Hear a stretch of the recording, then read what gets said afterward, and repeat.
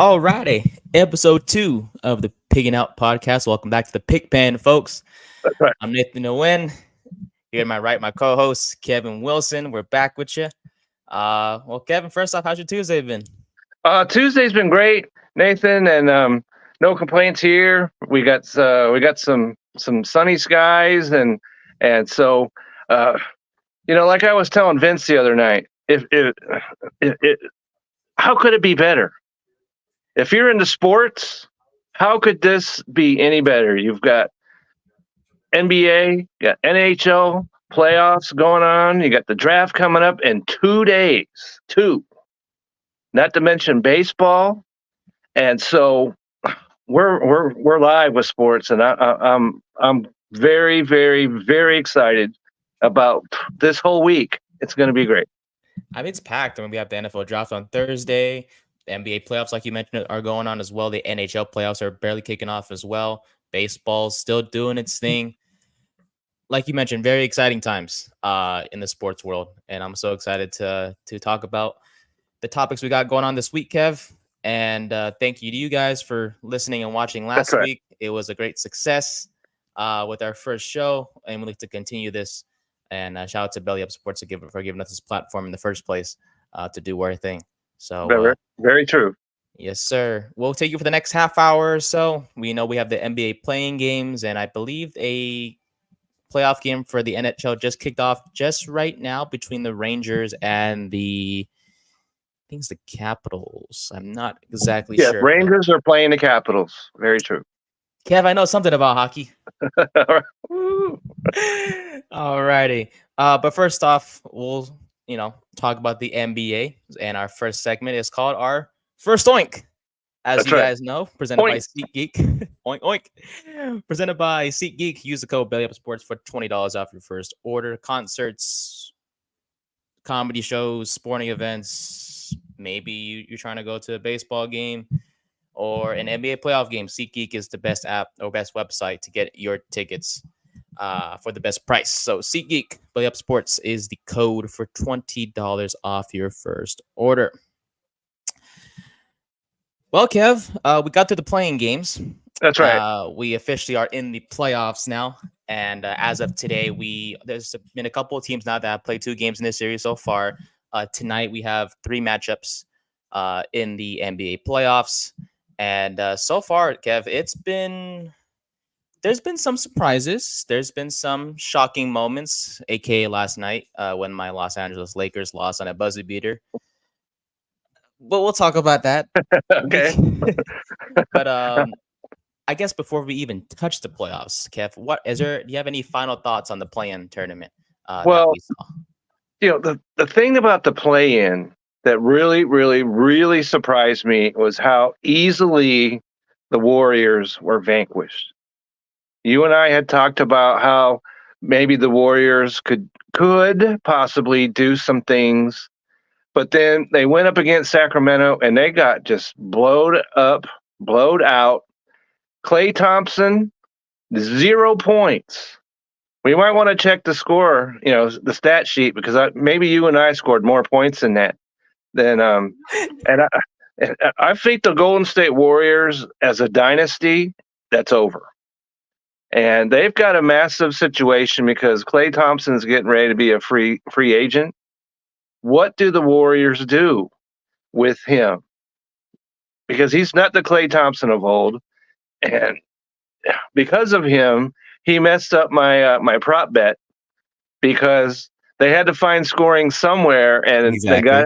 they got it from Draymond Green. He had 12 points, so my prop bet went down the drain. But that was my first thought.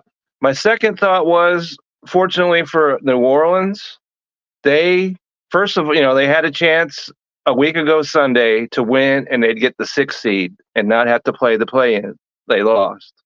Then they played on Tuesday with that they could get the 7th seed at home and lost.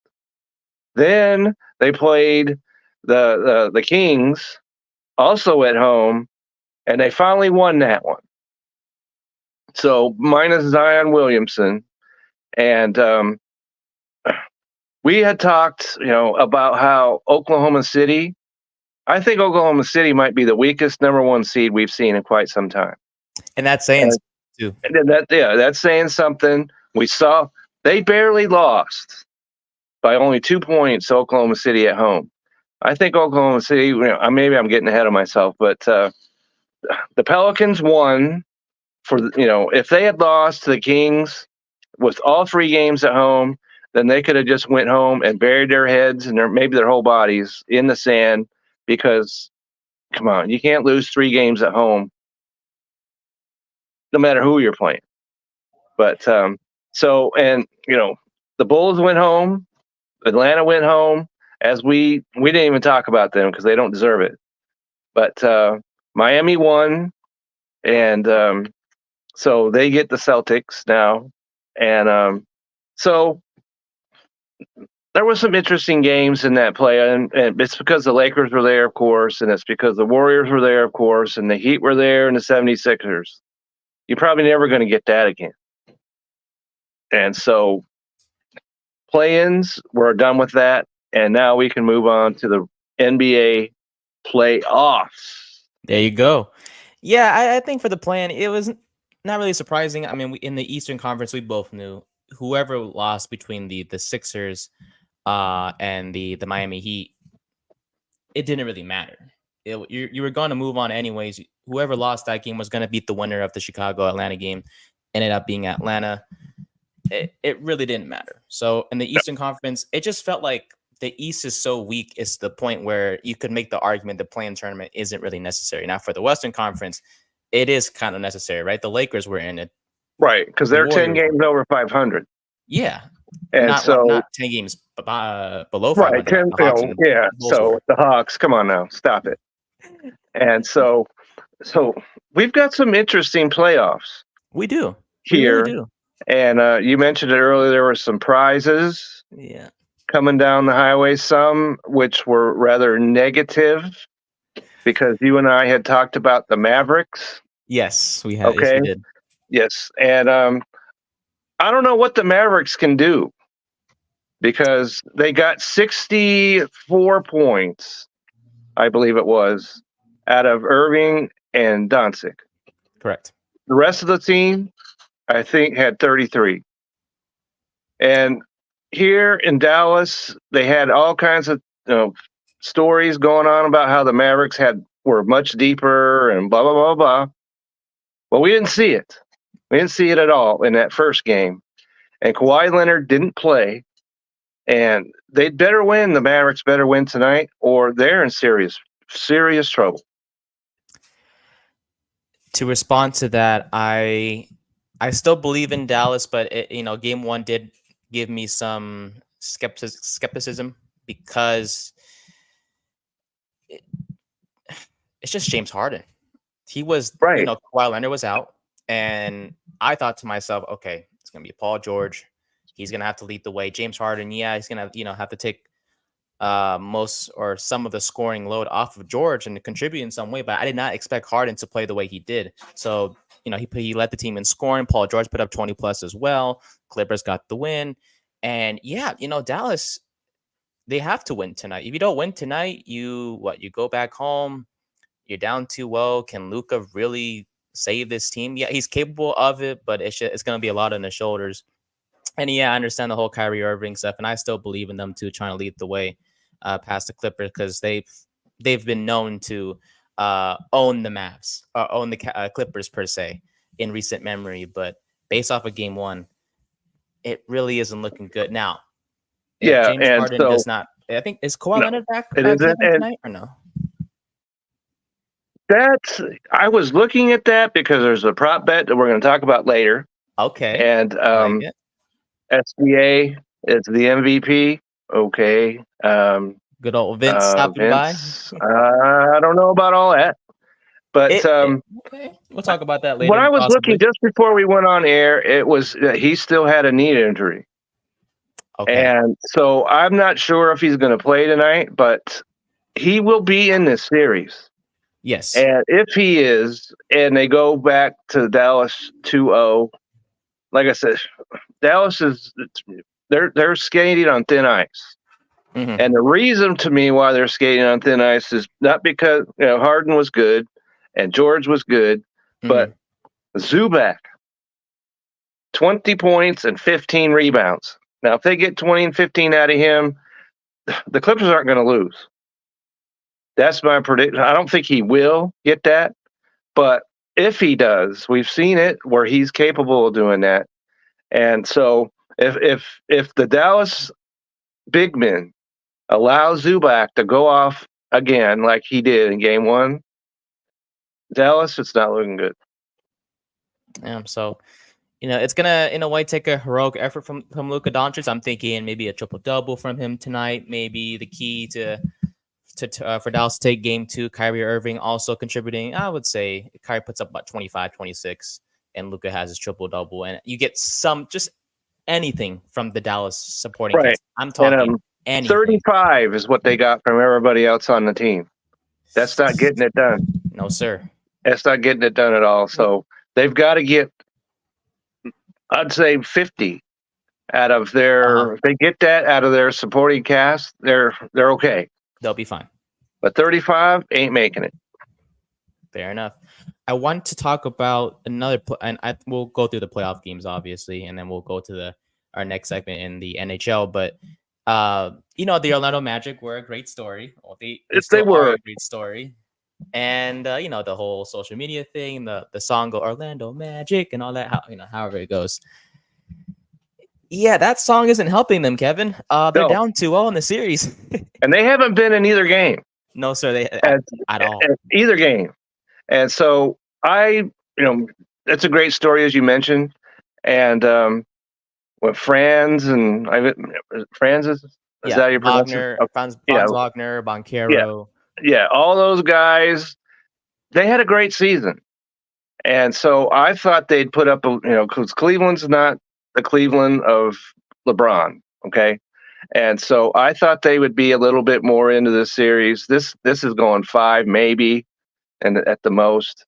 And so Orlando, I'm a little surprised that they're not showing a little bit more oomph. And so Orlando, they're done to me.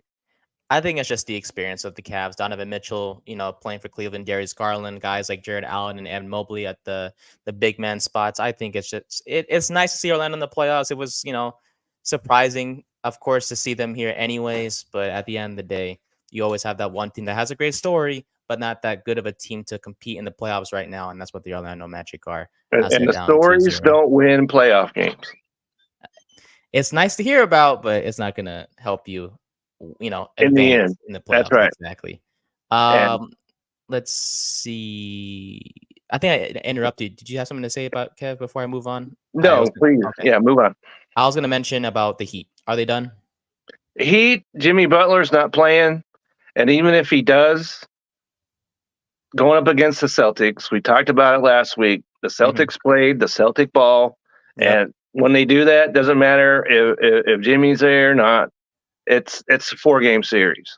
I love it. And I've never been a fan of Miami. How can you be living in Dallas, Texas? But they play hard. You got to give that to them. They play hard. Their coach, puts them in positions to win. But it's not happening this year. And so, Miami went all the way to the finals. But if they get to 5 games, I'll be surprised. All right. Are the Sixers going to come back in the series against the Knicks? Or do you feel like the Knicks hustle is just too much for the Sixers to handle? Well, let me start off by saying, is it not that 76er New York game last night? Is that not why we watch sports in the first place? Oh, 100%. Right? 100%. And 100%. I have no skin in the game. Because my wife was asking me, who do you want to win? Yeah, I don't want anyone to win. And so if the whole building collapsed, I'd be fine with that. But I had said before that I like what New York's doing. Okay. And that let's face it, the 76ers should have won that game. They can talk about officiating. They can talk about whatever else they want to talk about. They had a 5-point lead with 27 seconds to play. And They had more chances to put that game away. They did not. They gave up the 3. And then you could argue about, when Tyrese Maxey was on the floor, and he should have called the timeout, because there where the officials are looking, not over here where the guys say he's trying to call a timeout. But even then, they put up a 3. They missed it. There were 3 76ers under the basket. Hartenstein beat them all to the rebound. And he got it. They got it outside. DiVincenzo, is that a great name or what? Oh, 100%. I love that name. Oh, yeah. It's a great name. And he hits the 3, okay? And so now they're up 1. They come down the other way, and then Hartenstein blocks that shot, okay? And then they hit the 2 free throws. And for the life of me, I know Embiid is a great player, but is he the guy you want to take a 3-point shot at the buzzer? I'm thinking no. Okay? And so that's a game that they could have had, they should have had, and it all comes down to Embiid. He looked fine yesterday, because that whole thing with he threw the basket, a ball put on the basket, got his own rebound and slammed it home, then hurt himself. That was nonsense. He needs to stop doing all that. But yesterday he looked fine. So I think the 76ers can get back in the series, but maybe winning 4 out of 5 is just a little too much. Oh, yeah. I mean, it's just I love the Knicks. It's just the power of friendship is the theme with the Knicks. I think that just kind of shows when you pair these college teammates together, especially it helps that they're close with Jalen Brunson and Josh Hart and Dante DiVincenzo. They were so close together back in college. It's helped out a lot in their success. And you have guys like Hartenstein, who in the beginning of the season, if you asked me if he would contribute like this at this point in time in the playoffs, I would be like, I wouldn't believe you, because no one's really heard of Isaiah Hartenstein except the Knicks faithful. He's been great. Mitchell Robinson has settled into a backup role. He used to be a starter for the Knicks at center. He's doing well, I'm sure, as well. You got guys like Miles McBride stepping up, especially in game 1. Just the depth, and plus the coaching of Tom Thibodeau, who, let's face it, Kevin, we may not believe in his philosophy sometimes with him playing guys with a full 47, 48 minutes. Yeah. But, hey, it's working. We shouldn't be complaining. The Knicks are up 2-0. That's right. I'm rooting for the Knicks. Right. When it comes to the 76ers, I've never been a fan, and I've actually seen a game at Madison Square Garden. And so the Knicks, I like them. I'm not a fan, but I like them. Yeah. And so I think that's going to be a good series yet, but the Knicks, I think, is going to win that. I agree. Bucks were without Giannis in game 1. We don't know how long Giannis may be out for. He's not playing tonight, but Lillard had 35 points in the first half against Indiana in game 1. Do you expect the Bucks to continue their success, Kevin, in game 2? I was surprised at how easily they won that. And let me just say, because Damian Lillard went to the college university from my hometown, Weber State. All right. And so he is a hero there. And so, but it's interesting. He scored 35 in the first half and squadouche after that. And Over so, 5, yeah. And so they won the game. And the only one that showed up is Pascal Siakam, who my wife's right around the corner here, went to her university, New Mexico State. Oh. Okay. And so there's a lot to cheer for in this series right here. You got Weber State versus New Mexico State going on. But if I expected more out of Indiana, I expected more out of Halliburton. He disappeared completely in that first game. So I think he shows up. I don't think Siakam scores 33 points every game. They're going to shift their defensive posture towards him. And so I was kind of questioning Milwaukee. You had to without Giannis. Yeah. But it looks to me like they're gonna take down Indiana.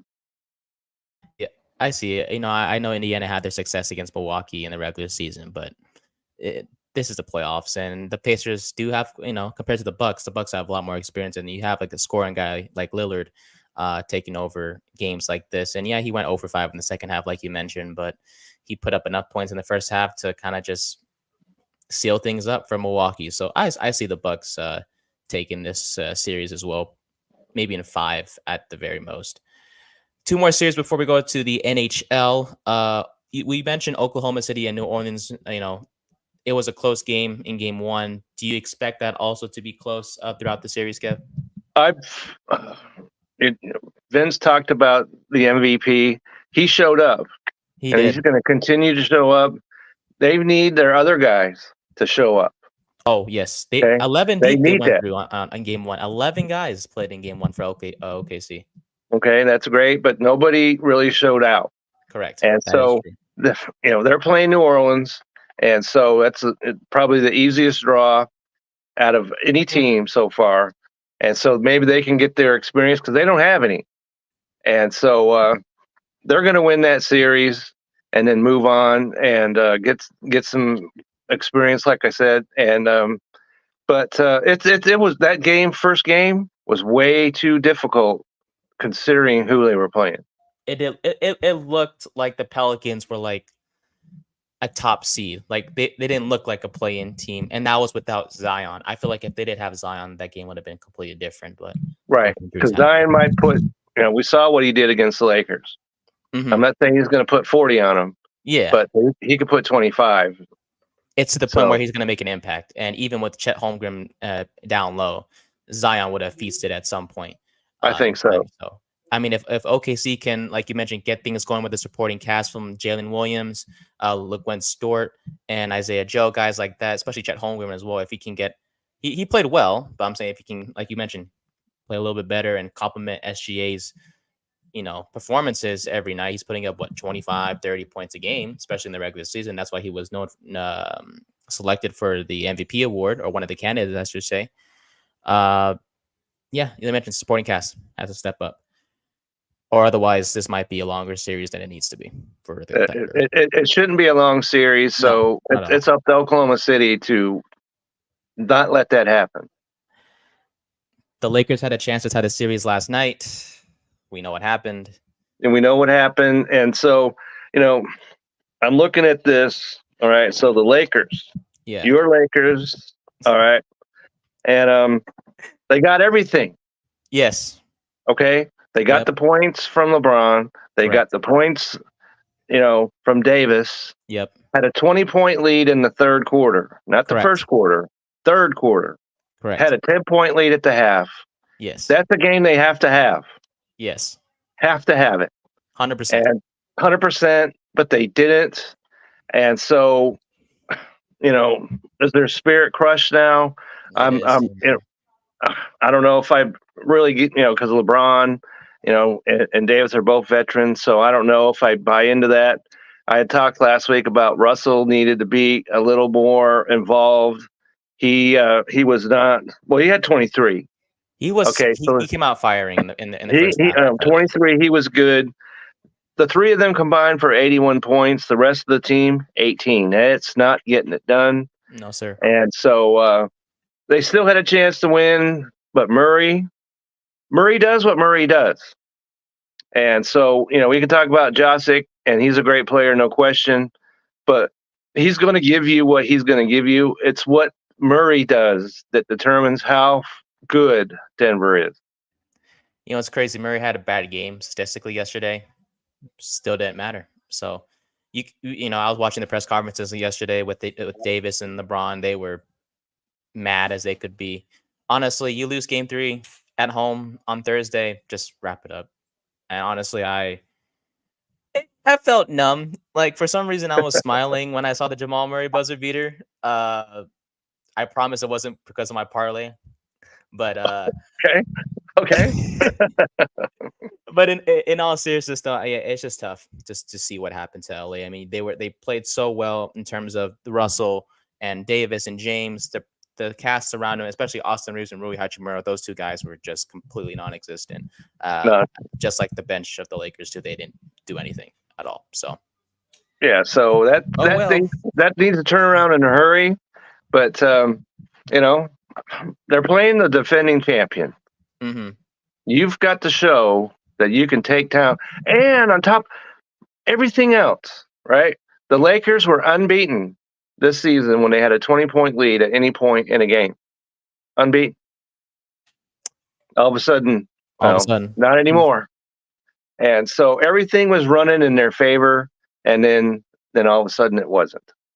And so I don't have any confidence in the Lakers at all. My confidence on them is very low. You got to win game. If you don't win game 3, if you come out slow in game 3, just honestly don't even show up for game 4. Of course they're going to show up, but just don't even. Right. Yeah. We don't even worry about putting on the TV because there's nothing to see here. Exactly. Question for you before we go, Kev, to the NHL. If you had the first overall pick in next year's fantasy basketball draft, who are you taking, Jokic or Wembanyama, or others? After a Wemby season, that's making it kind of difficult. If it's dynasty, you're doing Wemby all day long.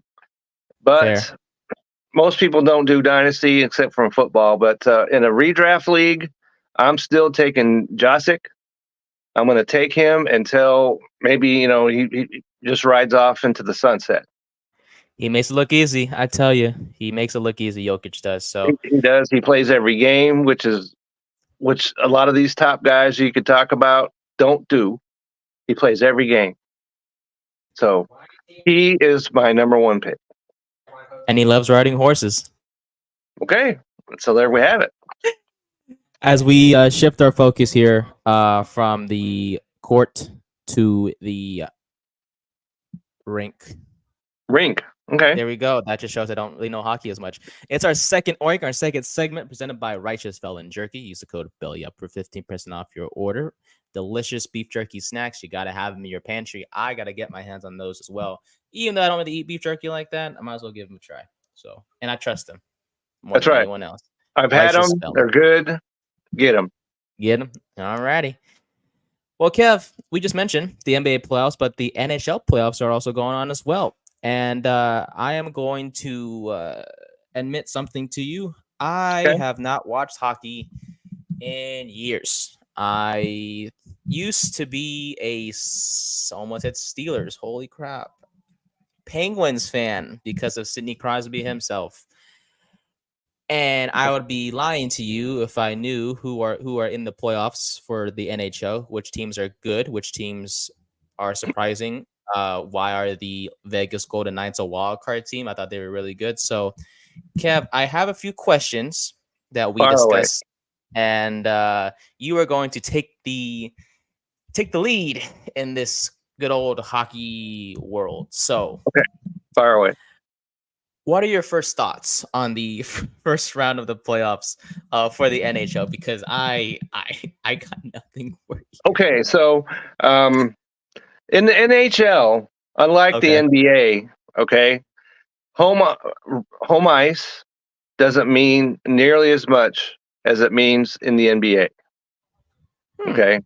For whatever reason, but this year, the first 6 teams that played all won at home. Then yesterday happened, and it threw off my whole narrative because my Dallas Stars, I'm sorry. And we have gone to Dallas Stars games many, many times. And so they played the Vegas Knights, as you mentioned. They are the defending champions. So they got the toughest draw out of the whole shebang. And they lost yesterday 4-3. And so that throws my whole narrative out the window. I was going to tell you about how the Stars were going to go all the way to the Stanley Cup final, but they've got a problem. And the thing about hockey is the goaltending decides, especially in the playoffs, who's going. Okay. And so Jake Ottinger, the Stars goalie, he faced about half the shots that the Vegas goalie, and he let 4 of them in. That's not going to get it done. And so I am going to go ahead, and I know we want to talk about some NFL, so I'm just going to say I think that the Vancouver, and they've been waiting up in Canada for the Stanley Cup to return. It's been years and years and years and years and years. Okay, so I think Vancouver can get to the Stanley Cup final where they'll meet the Florida Panthers. Okay, and the New York Rangers, right? Rangers. Hey, I got you. Okay. I got your back. I appreciate that. The New York Rangers won the President's Trophy. Okay. But the President's Trophy winner has not won the Stanley Cup since 2012. And so there's no guarantee there. Okay. Fortunately for them, they're playing Washington in the first round. That's going to be, even though we got Alex Ovechkin over there, that's going to be an easy series. Boston, I don't trust them at all. They had the greatest hockey season in the regular season a year ago. They had a 3-1 game lead and crapped it away. So, and yesterday, Boston could have went up 2-0 on Toronto and did not do so. So, I am not trusting them even a little bit. Okay. So, I think it's going to be Vancouver versus Florida for all the marbles, and maybe the Panthers can bring the Stanley Cup down to Florida. That's, there's not a lot of ice down there, I'm sure, but they're playing well, and they've got Tampa in the first round. And so you talk about two teams that hate each other, Florida and Tampa. And Tampa's, just a few years ago won back-to-back Stanley Cups. And so they know how to play. Florida knows how to play. And so I'm really excited for that one. But I think Florida versus Vancouver is going to be your Stanley Cup final this year. And the winner of that is going to be? The winner is going to be the Florida Panthers. All righty. I'm going to pretend like I know who's on the Florida Panthers, but I will, if I had to place a bet on that one, I will follow your lead, Kevin. And, I appreciate that. And as we always like to, tie into fantasy, because I played fantasy hockey this year. No way. How does that work? It works just like any other. Yeah. Okay, you do your draft and you got your players. Okay. And so the question is drafting a goalie in the first round is it a good strategy? Is it? And it is not. Oh, okay. And I'm going to tell you why, because the goalie in real hockey might be the most important player in all of sports. You can ride a hot goalie, as the LA Kings did a few years ago. Jonathan Quick, all right, they were the number 8 seed, but he had them. They went all the way and won the Stanley Cup because they had Jonathan Quick and nobody else did. So that's great in regular hockey. It's kind of like quarterbacks are fundamental in the NFL, but in fantasy, not so much.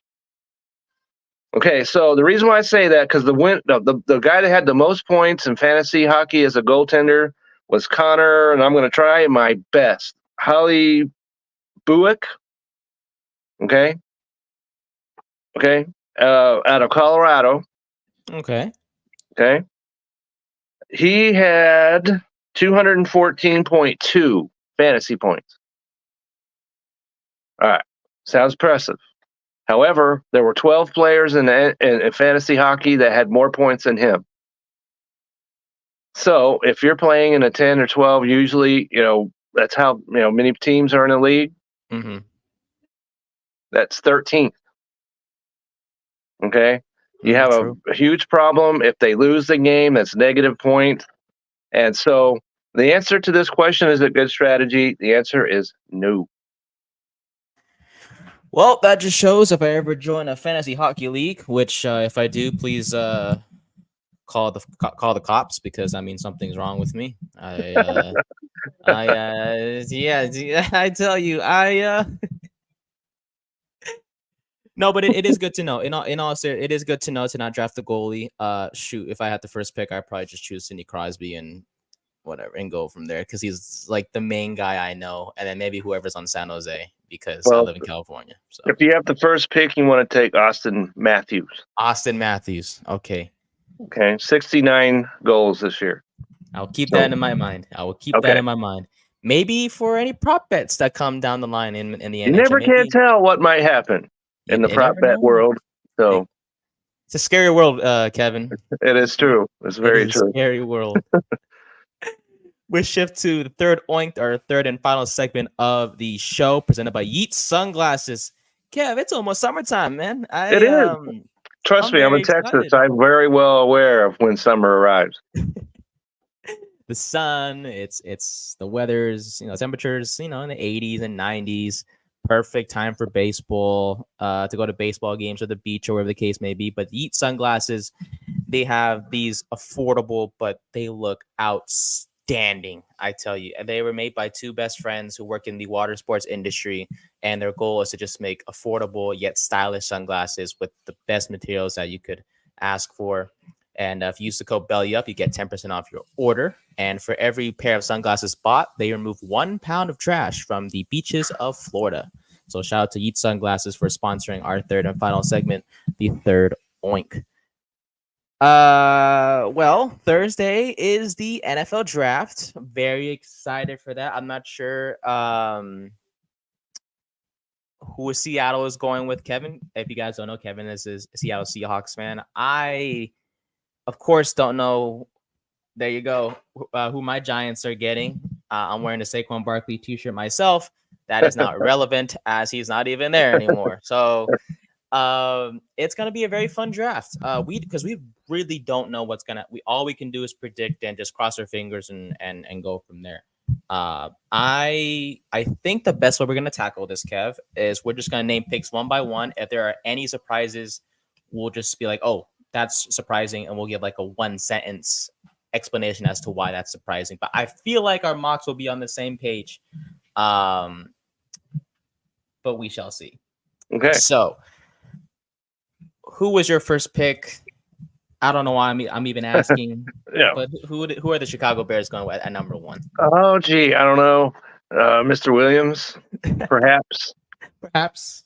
Could be someone else, but perhaps. It's not a sure thing, but I think it's about as sure a thing as there can be in the first pick of the draft. 100%. And there was Williams was like, I don't want to play for the Bears, which he shut that pie hole really fast because they're building a team around him. Oh yeah, and I'm sure Justin Fields is like, well, where was this when I was the quarterback there? It's not fair. Yeah, I'm sure he's probably thinking that. But so unless something real, it's not happening. Let's just say that. Williams, first of all, overall pick, come on down, Chicago Bears. They like him. Now he's saying he likes the Bears, so he's going to be the pick. So this is where the fun begins, Kevin. Yeah. Are we going with the norm at number 2 with the Commanders, or are we going way off course? I'm staying on course. Okay. And I know you talked about this yesterday on your show.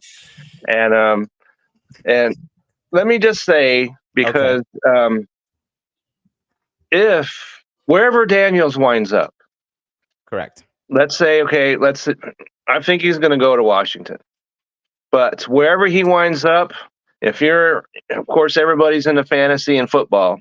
Yep. Okay. And you're looking for who's the best rookie in fantasy at quarterback. I think Daniels is the answer because of his rushing upside.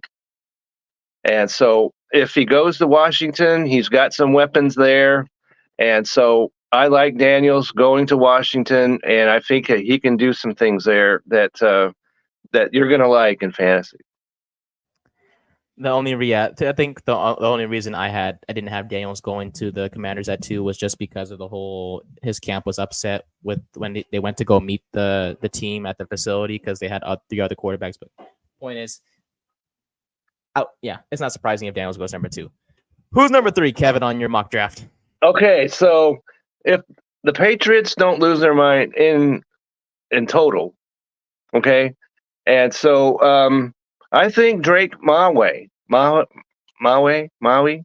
okay? May, yeah. May, is that how it is? Okay. Yeah. And so Vince and I talked a little bit the South Air the other day, and I think I like him probably the most out of these 3 guys. And so he's shown a lot. He's improved a lot, and wasn't playing with two great receivers like Daniels was.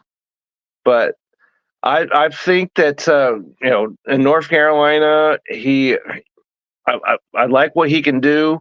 He needs to work on his mechanics. If he does do that, he can be a top quarterback. Tim Hasselbeck is the hero in this, one of them in the Seattle, history. And he said that he thinks, and people just say stuff or whatever, but I'm going to buy him at his word. He said Drake Miles was the best quarterback out of this draft. So I'm buying that. So New England Patriots, come on down. I'm just scared of ACC quarterbacks, but I won't say anymore. We shift to the 4th overall pick, Kevin. Who does Arizona select here? This is where I think things are going to get real interesting. Okay. Real interesting, because I think someone's going to trade up with Arizona, and that's where J.J. McCarthy is going to go right here in the 4th pick of the draft. Whether it's the Vikings, I think it's going to be the Vikings. Okay. Trade up, could be the Vikings, could be because they've got the ammunition. It could be Denver. It could be the Raiders. I'm still trying to not say Oakland when it comes to the Raiders, but I think that he's going off the board at the number 4 pick. All right. So Arizona does. The GM is known for trading down at the last minute, so we shouldn't be surprised if he does that again on Thursday.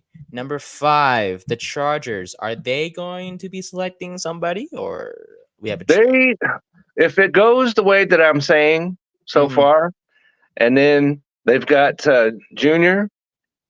Okay, Marvin Harrison. Yes, they need. And I was reading that all. Could go to, they want to tackle, but if you have a chance to take MHJ, you do it. Okay. And then you have if we're talking fantasy once again, if he's got the most established quarterback out of all these teams up in the upper part of the draft thrown to him, his fantasy value skyrockets way off the charts. So if the Chargers, if he falls there, MHJ, he needs to go there. And I like that. There's a lot of value if that's what happens. Quick question for that one. Is Marvin Harrison Jr.'s fantasy value better with Herbert compared to Kyler Murray if Arizona doesn't trade down and selects him at number 4? I think it is, because he's a better quarterback. But if Murray, let's say the Cardinals regain their sanity and pick him, I like Kyler Murray to him, MHJ. I like that as well, just not as much as Herbert to him. Fair enough. Number 6. Who are my Giants? I'm letting you field this one, because that's your Giants right here. I don't know. I mean, I could get all complicated and say we're going to trade down and everything, but for this mock draft and on this particular show, Kevin, with your scenario in mind, with the Vikings trading up to get McCarthy and so on and so forth, at this point, I think it's just better to get a wide receiver. Yes, in my mock draft from my other show, I did say the Giants would trade down to get Michael Penix at 11 with the Vikings, so that way the Vikings could go get Drake May, because I have May falling to number 6 in my mock draft. But with Marvin Harrison gone, the best choice for receiver is Malik Neighbors. So Malik Neighbors goes to my Giants at number 6. Okay. I agree that they need to take a wide receiver. And so Daniels has, your man, Daniel, has somebody to throw to. We're not buddies. We're not buddies. I thought he was my friend, Daniel Jones was. But after last year, what he did to me, the sanity that he brought me every single week, we are not friends. Okay. So you like him over Rome as a wide receiver? Yes. More explosive. Okay. And so, Daniel can throw a deep ball. So, that might work out for them. He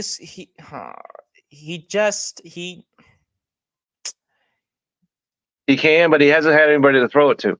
He can, but he won't. Okay. If he won't, then maybe the other wide receiver is where we need to go. I'm just saying. You got a point. This is why we need a quarterback. This is why I'm thinking like, I don't know. I'm just saying, Mike. If Michael Penix is somehow falling, Giants better go get him. That's all. Okay, not at number 6 though. Oh no, not at 6, but like if you trade down to like 11 or like a mid, yeah, I would. Okay, so here's a question for you. Of course. Over under 4 quarterbacks in the first round. Over or under? Over. Over. I'm going over as well. I think there could be as many as 6. It's Denver. Denver makes it over. Denver makes it over, and I think the Raiders make it over. Oh yeah, because the Raiders, they can't afford to. Same thing with the Giants. They can't afford to let Michael Penix fall. No, Michael Penix and Nix both. Oh, Bo Nix. They're both going in the first round. I'm sorry. So whenever I think of Bo Nix, have you watched the movie before Draft Day, Kevin? Yes, I have. Okay. Yes, I have. Sorry, Bo Nix, Bo Callahan. They both like, they look sort of similar in terms of their style and their aura and stuff like that. I don't know. I keep whenever someone says Bo Nix, I think, oh, Bo Callahan from the movie. I love that movie, by the way. But it was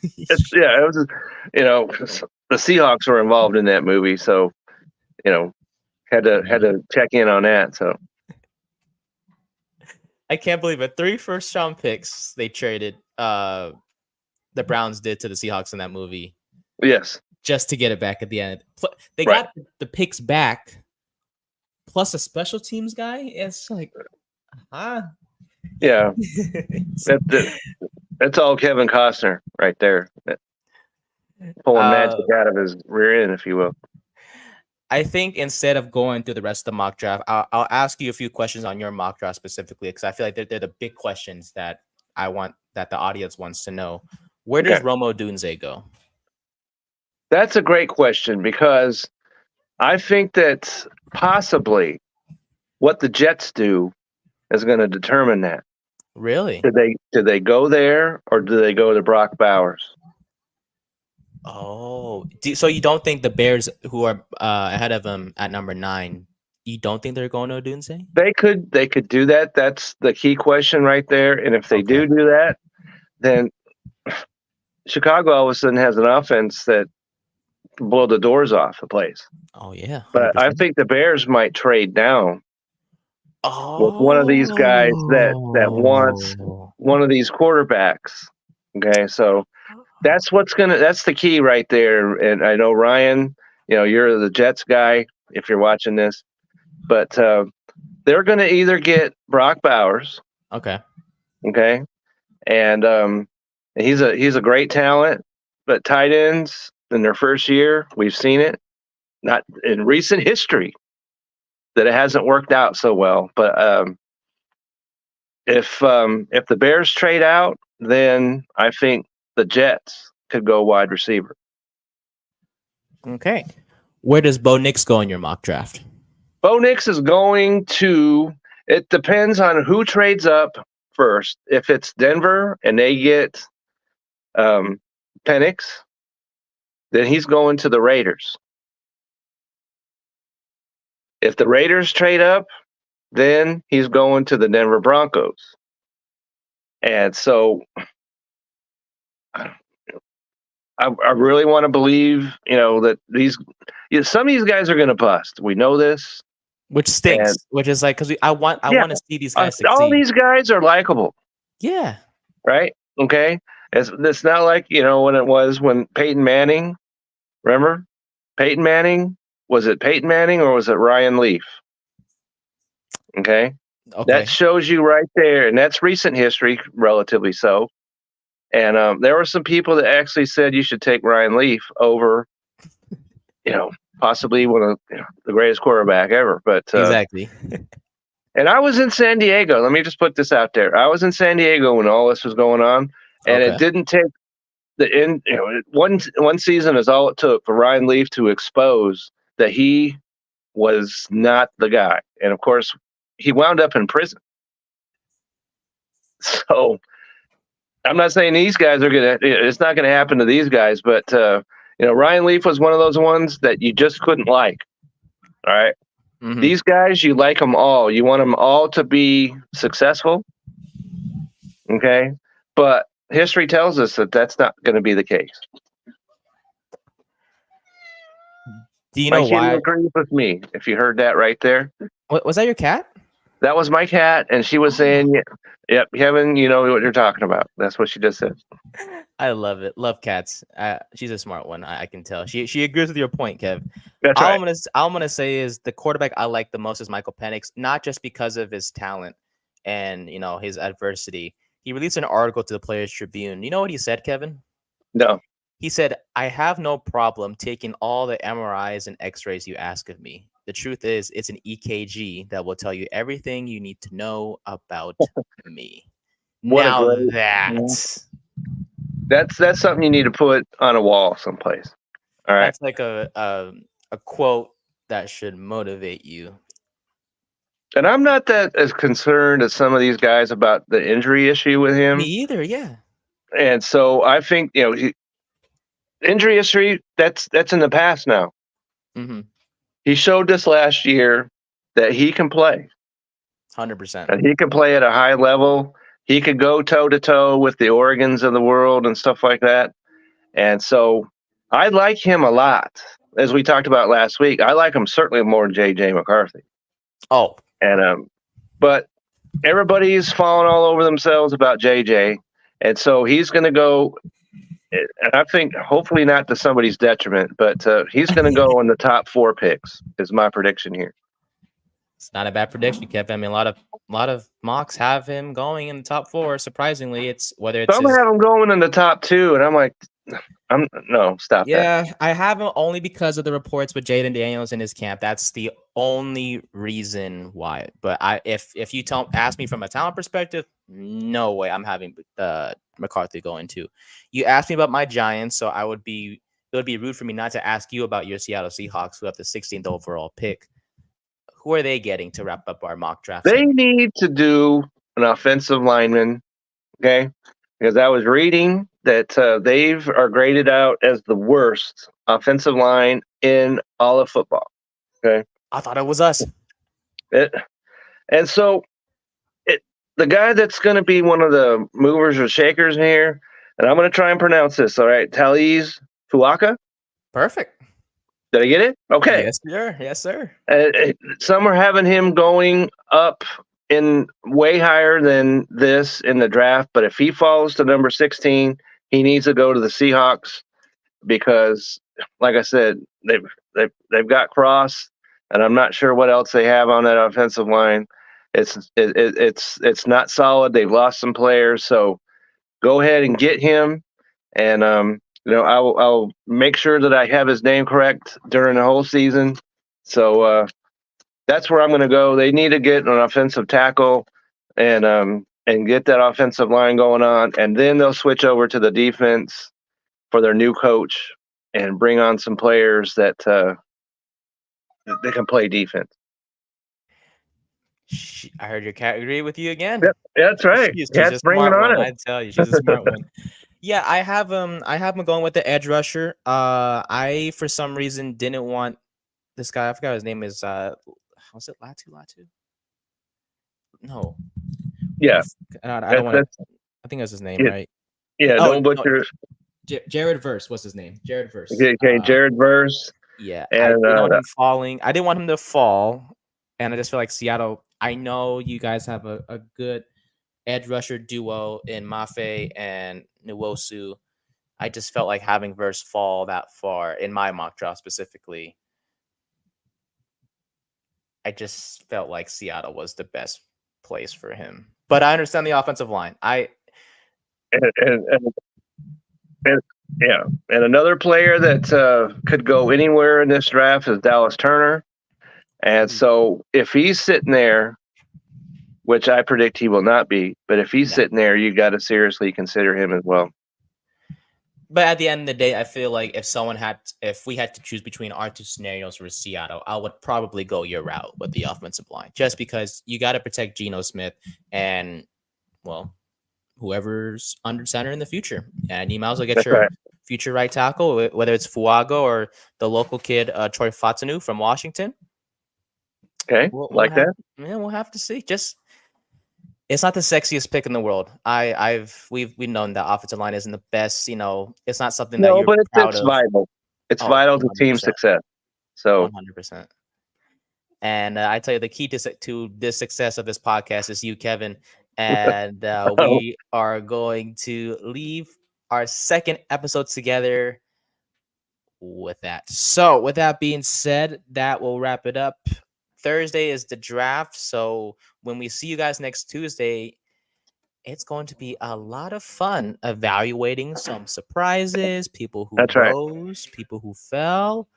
Um, I wouldn't say we'll get to the second round of the NBA playoffs by next Tuesday, but maybe some series will be over by then. So we'll take a look. I'm sure we'll bring on the power one way or the other. Oh, and yeah. So and then we could look at who's the first running back off the board. I forgot to ask you about that before we go. Who do you think? No, because the question we discussed was from a fantasy perspective. From a fantasy perspective? Okay, so I'm going to switch back over because I thought we were going prop bets, but okay, I do want to hear prop bets before we go too. Okay. We need those. So this guy that I'm going to talk about right now has the greatest name maybe ever.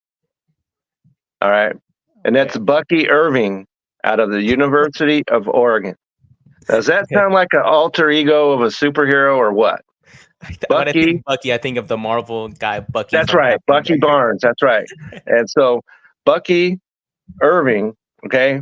And we talked last week about having to watch tape. Yes. Okay. And so this guy, when you think about it and you're looking at what he's doing or whatever, it doesn't stand out. Then you watch him on tape and you're like, wow. And so I like his pass catching ability. He has to learn how to block a little bit better. Mm-hmm. But at 5'9", how good can you block? I guess we'll see. Yeah. But I like his pass catching ability, and I like him if he goes to Carolina. And maybe Bryce Young can find an outlet receiver so he doesn't get sacked 67 times a game. Fair. Okay. So he can outlet the ball a little bit. So maybe that'll cool the draft. His all the rushers coming at him. But so Bucky Irving is my favorite guy, and not only is he looking good on tape, but his numbers improved from when he was a sophomore to a junior to a senior. Okay. Some of these other guys had better junior years than senior years. So you have to ask yourself, why is that? Not him. Better. So Bucky Irving is my answer to that question. Good to know. I am going to simply say Jonathan Brooks going to be just going to be a regular answer for me. I love he's to me a complete back compared to everyone else. I know you mentioned blocking was Irving, something that he struggled with, but he'll improve on obviously as he has experience in the NFL. I know Brooks had the ACL injury. I think that's why there's no running backs that are going to go in the first round. No, none. So if we want to do a prop bet, we can do one right here. There will be none picked in the first round. All of a sudden. Let me just say, because the NFL is devaluing running backs, we all know this, but in fantasy, that's still not the case. Nope. So, you're going to need to evaluate in fantasy where you're going to take your first rookie running back. So keep that in mind. All right.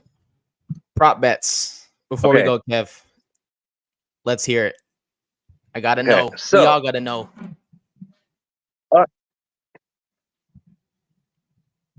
So my prop bet is, as I mentioned, there's a prop bet here that has to do with not Damian Lillard, because that game's getting ready. I'm not going to go there. But okay. You switched that. This thing switched off on me. Hang on a second. No worries. The game's in half an hour, so we can still hear it. And let's do it. Okay, so this is the prop bet of all prop bets to me. All right. Okay, because they've got Kawhi Leonard scoring. Over under is 22.5 points. Okay. At this moment, I'm not even sure if he's playing. He is. They're optimistic he's going to play. Optimistic he's going to play. So even if he does play, 22.5 points coming back from injury. I don't think he's going to go under.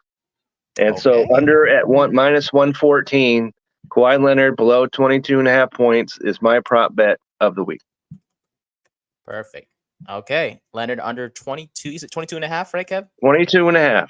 All righty. Did you mention was it? No, I thought you said Lillard, but you were talking about Kawhi Leonard. Okay. Kawhi Leonard, yeah. Anyone else that we should know? That's what I'm going to go with right there. That's the one. That's the lock of the episode. We'll call it Lock O Wilson right there. Oh, okay. So there we have it. I'm gonna keep that in mind for that specific segment. The lock O Wilson. I like that a lot. But yeah, that'll do it. We hope you guys enjoy the rest of the first round of the NBA playoffs. We hope you guys enjoy the NFL draft. We hope your team chooses the guy that you want, not a guy that you don't want, aka me and JJ McCarthy and Drake May. I do not want any of those two guys on my team for reasons that will be explained on a later date. Okay. So that's a show to look forward to right there. Oh, 100%. If he lands on us, Kevin, we're going to have some issues. No, I'm going to have some issues on Tuesday that I'm going to need your help calming me down. Okay. All right. So, I'll help you find your center, right? and bring you in for a landing. I might need to go on a darkness retreat like Aaron Rodgers did. Just don't forget where the door is. I sure won't. All right, Kev, thank you so much once again. It's always a pleasure hosting with you. And thank you to you guys for watching and listening. Enjoy the playoffs, enjoy the draft, and we'll see you next Tuesday. Thank you for joining us in the Pig Pen. Thank you to Yeats. Thank you to Righteous Felon. Thank you to SeatGeek. We'll see you guys in the next one.